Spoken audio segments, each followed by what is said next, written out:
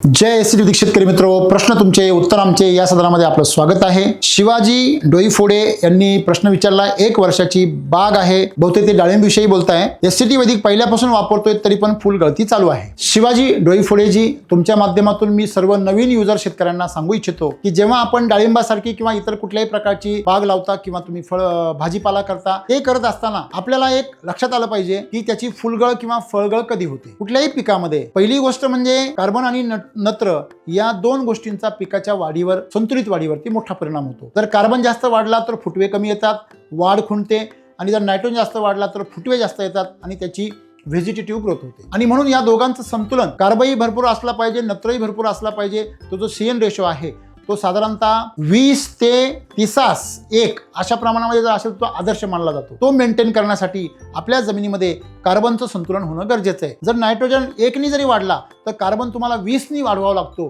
एवढा मोठ्या प्रमाणामध्ये तो फरक असल्यामुळे आपल्याला पावसाळ्यामध्ये जेव्हा जास्त पाऊस होतो तेव्हा नायट्रोजनचं नॅचरल प्रमाण ऑटोमॅटिकली वाढतं, आणि अशा परिस्थितीमध्ये आपण कार्बन तर वाढवत नाही पण नायट्रोजन वाढून जातो। आणि अशा परिस्थितीमध्ये नायट्रोजन सिंथेसिस जास्त झाल्यामुळे, प्रोटीनचं प्रमाण जास्त निर्माण झाल्यामुळे त्याची व्हेजिटेटिव्ह ग्रोथ होते आणि पुन्हा झाड फ्लावरिंग करण्याच्या ऐवजी पुन्हा शेंड्याकडे वाढ सुरू करतं। जेव्हा झाडाला असं कळतं की मला अजून नायट्रोजन मिळतोय तर ते वाढ करून घेतं, आणि जेव्हा त्याला नायट्रोजन कमी मिळतो, कार्बन वाढतो, आणि जेव्हा त्याला ताण पडतो त्यावेळेस तो फळधारणा आणि फुलधारणा करण्याचा प्रयत्न करतो। ती ही झाडाची प्रवृत्ती आहे।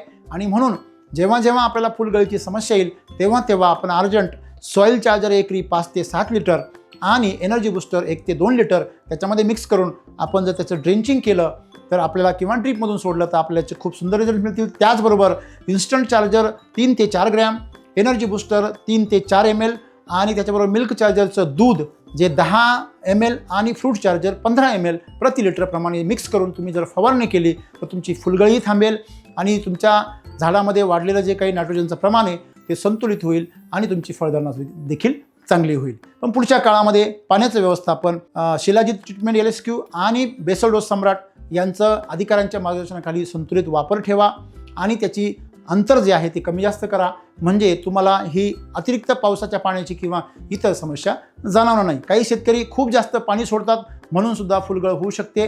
त्यामुळे पाण्याचं व्यवस्थापन एससीटी वैदिकमध्ये अत्यंत महत्त्वाचं आहे, ज्यामुळे तुम्हाला समस्या जाणवू शकतात आणि तुम्ही त्या टाळू पण शकता। धन्यवाद।